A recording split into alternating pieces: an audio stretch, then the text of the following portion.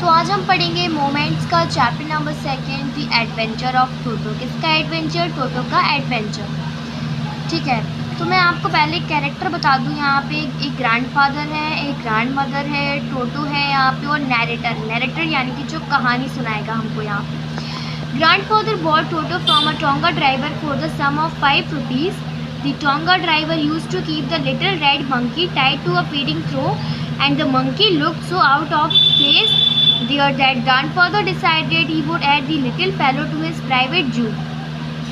यानी कि यहाँ पे एक दादाजी हैं, उन्होंने जो टांगा चालक होता है, जो टोंगा ड्राइवर होता है, उससे एक बंदर खरीदा था जो कि था टोटो, जिसका नाम था टोटो। उसको कम से कम 5 रुपये में खरीदा था।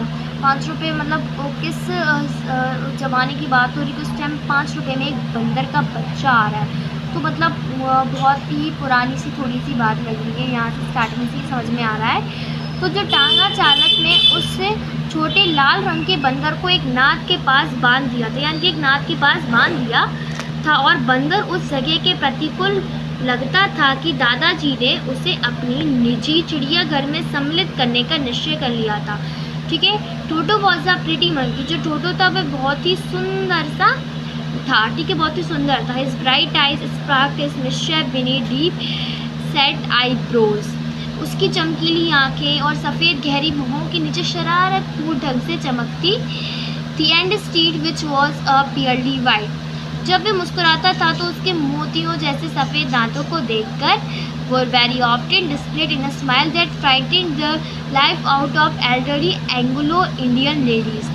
यानी कि जब वो अपने सफ़ेद दांतों से हंसता था ना, तो जो अंगाल भारतीय अधेड़ उम्र की महिलाएं थी ना, उनकी तो जान निकल जाती थी। यानी कि जब वो हंसता था, उसके सफ़ेद दांत देखकर जो भी है ना, वो बहुत ज़्यादा डर जाता था।